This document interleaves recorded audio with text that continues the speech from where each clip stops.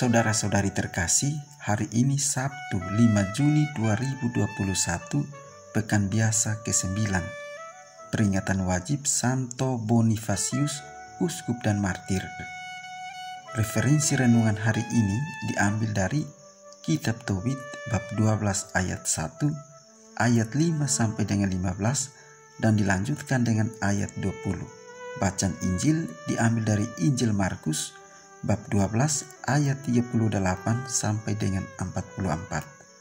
Saudara-saudari terkasih, dalam hidup yang kita jalani ini tidak pernah terlepas dari kebiasaan-kebiasaan sosial lainnya seperti meminta, memberi, dan menerima. Pernahkah kita bertanya dalam diri, sudah berapa banyak kita memberi dan apa yang telah kita berikan kepada orang lain? Apakah lebih sering kita memberi daripada meminta dan menerima? Atau sebaliknya? Hal itu merupakan bagian yang penting dalam pemenuhan kebutuhan dan keberlangsungan hidup kita dalam kaitannya dengan relasi sosial setiap hari. Kita meminta, memberi, dan menerima. Ini menjadi suatu dinamika hidup kita yang terus berjalan dan berada pada satu siklus yang terulang berkali-kali. Tekanan utama dalam bacaan-bacaan hari ini pada hal memberi. Kedua bacaan hari ini memberikan satu makna penting dari memberi. Pemberian itu diberikan karena bersumber dari sebuah ketulusan hati dan keikhlasan, bukan karena mengharapkan sesuatu. Adalah sangat manusiawi ketika kita memberi lalu berharap agar suatu kelak mendapatkan balasan dari pemberian kita. Hal tersebut adalah wajar.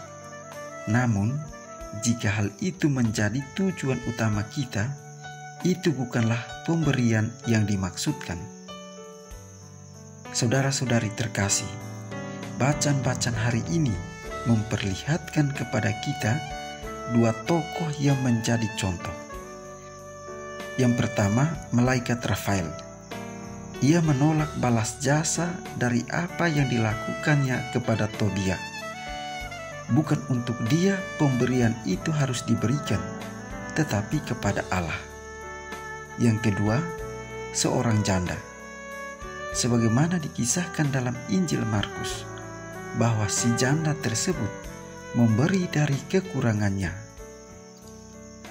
Hal ini menjadi contoh orang yang memberi seluruh hidupnya pada Tuhan dari apa yang dimilikinya. Si janda memberi dari kekurangannya karena panggilan nurani ketulusan.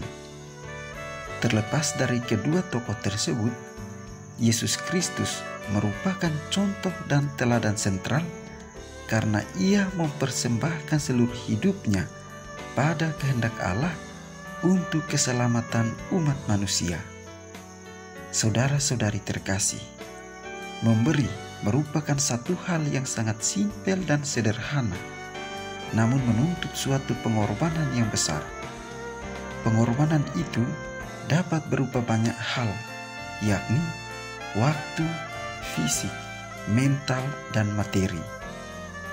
Namun satu hal yang harus terus dipertahankan, yakni bahwa apa yang telah dan akan saya berikan merupakan sebuah panggilan untuk berani rela berkorban, sekaligus menjadi tanda persembahan dan pujian kepada Tuhan dan pembaktian diri bagi sesama. Saudara-saudari terkasih, praktek hidup yang dihayati oleh si janda miskin ini adalah sebuah sikap yang memiliki motivasi yang murni.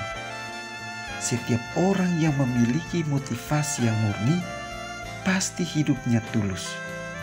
Hidup yang tulus juga harus banyak mempraktekkan penyangkalan diri sehingga hidup tidak berpusat kepada diri sendiri. Inilah sikap hidup yang memancarkan kesucian mendalam. Sebagai orang beriman, kita diharapkan berlaku sesuai dengan ajaran iman kita. teladan Tobit dan janda miskin mengingatkan kita bahwa Allah menghendaki agar kita melakukan perbuatan-perbuatan yang benar yang lahir dari nurani kejujuran dan ketulusan hati, bukan terdorong oleh keinginan untuk dipuji dan dianggap saleh. Jika terdorong untuk dipuji, maka ada bahaya karena kita akan dengan mudah menghakimi orang lain sebagai orang berdosa dan orang yang tidak taat pada perintah Allah. Kiranya Tuhan memberkati kita.